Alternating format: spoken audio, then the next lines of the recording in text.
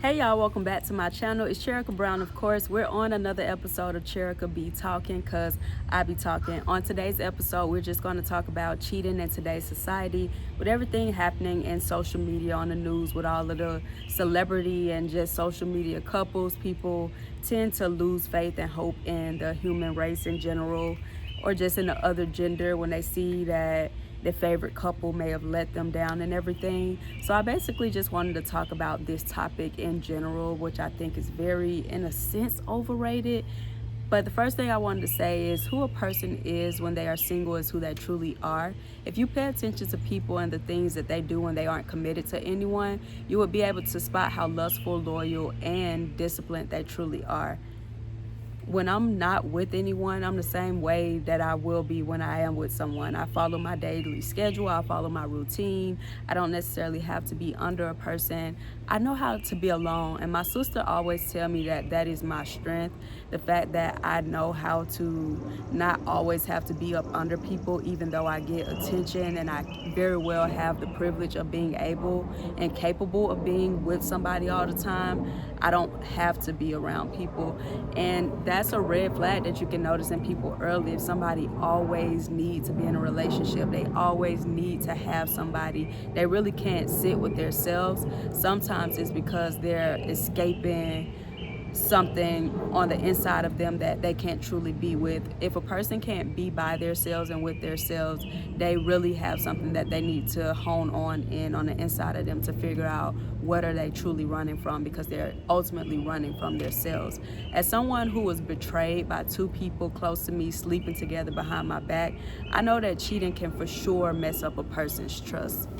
But if I'm honest with myself, both of these people lack discipline, loyalty, and character, so the betrayal shouldn't have necessarily surprised me. I've had several occasions where the woman in the situation did slimy things to even their bestest friends. So what made me any different? My mom taught me very young that who a person is truly who they are. Like, you can never think that you are above a person betraying you. If somebody do something to another person, they are likely to do it to you too when the opportunity presents itself. When I was betrayed, I felt like I overlooked so many things that I wasn't okay with. So I knew when I did talk to someone new or get into a real relationship, certain things I didn't want to accept. I now know that we shouldn't have to be overly controlling in a relationship, because a cheater is going to cheat regardless. And a person that respects you will respect you at all times through all situations. It's okay to express like do's and don'ts, but remember, people heard you the first time. Don't be a tape recorder and find yourself repeating yourself once a month or once a week or once every 2 days. When you express your boundaries, be confident enough to know that when a person isn't giving you what you want, there is somebody out there that is capable of reaching you where, or meeting you where you are with your loyalty and however your loyalty lies. There's somebody out there that won't think your loyalty is a job or a duty or too much of a hassle to live up to. I went through a phone once. I ain't gonna act like I didn't. And it had nothing to do with me not trusting the guy, but it was more so about me not trusting humanity, because I had been blindsided before. So a lot of times when we're operating in a whole cheating situation, it's not even because we're living in the present moment with the person that we're dealing with at the moment, but we're moving off trauma. It's a lot of times trying to detect cheating and just your opinion on cheating, and a lot of those things has to do with hurt. And I know people tell us to heal before we move on and all this and that, but sometimes healing is in a person doing right. Sometimes you don't just automatically heal. You don't just wake up one day and say, oh, all of a sudden I'm healed from everything that people have done to me. It is definitely a process. And dating the right person after betrayal can definitely help you restore your trust again.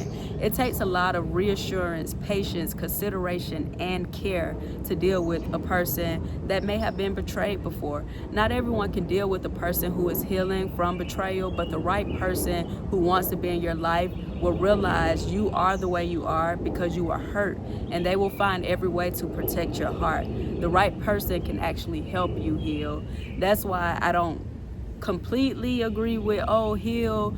I do say the quote, heal before you deal, which in a sense, you can heal a little bit before dealing with somebody, but sometimes the right person comes into your life and they give you a different perspective to see that the healing is in the trusting, the letting your guard down a little, slowly but surely, until you realize that there are people worth trusting. There are trustworthy people.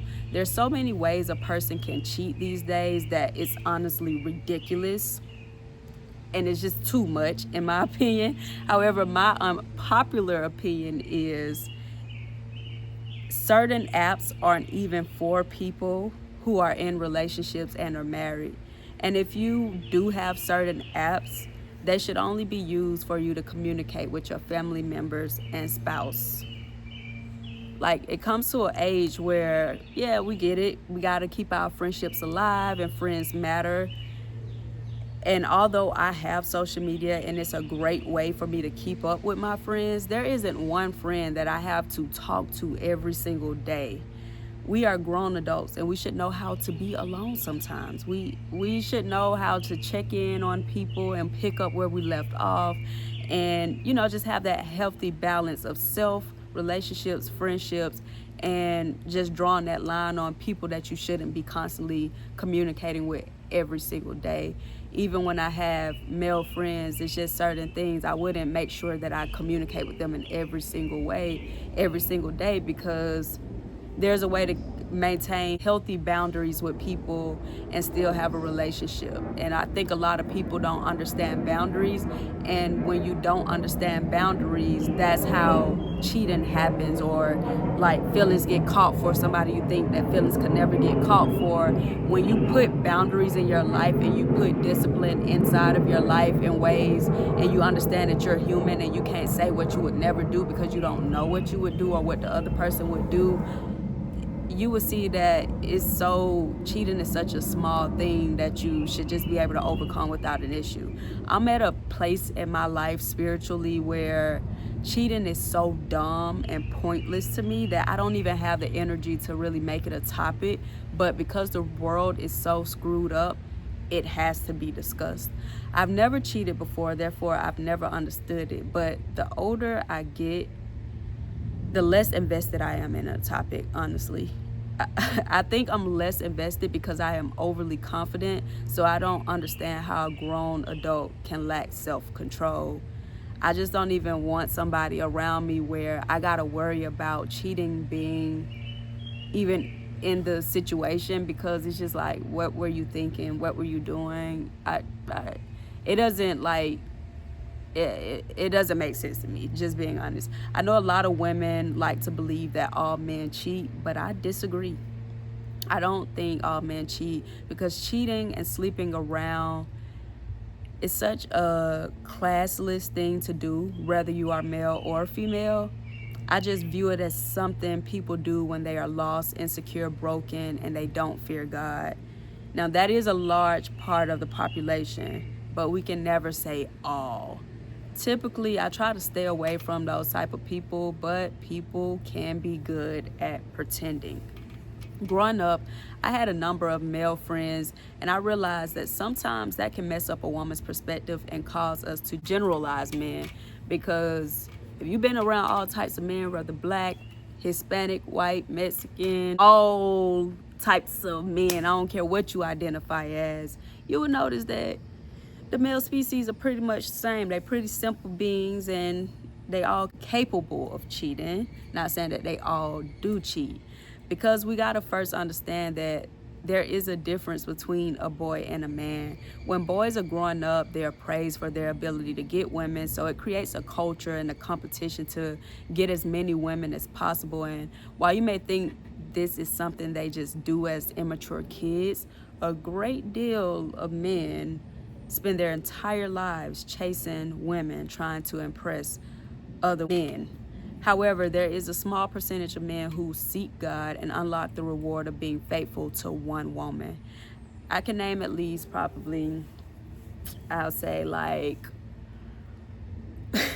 4 or 5 guys that I know who's in a relationship, and I believe that they are 100% faithful. And the one thing that they all have in common is they wholeheartedly fear God. They don't just say, oh, I believe in God. They really do fear God. These are disciplined men who keep themselves productive and focused. Cheating and fornication is a sin that a man cannot control himself, because lust can only be fed. You can't stop lust. You have to go to something higher than yourself to overcome that.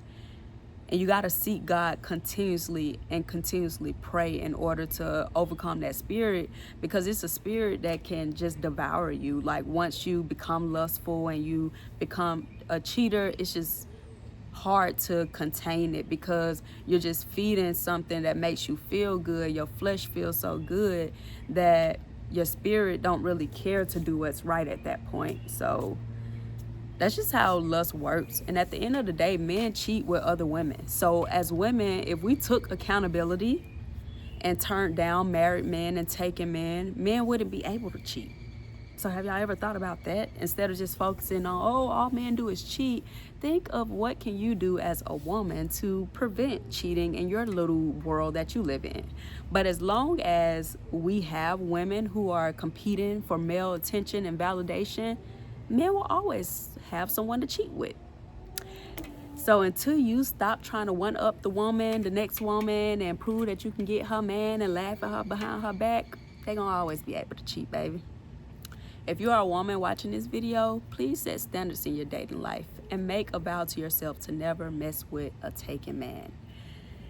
It's Cherika Brown. Y'all know I'll be back because I be talking.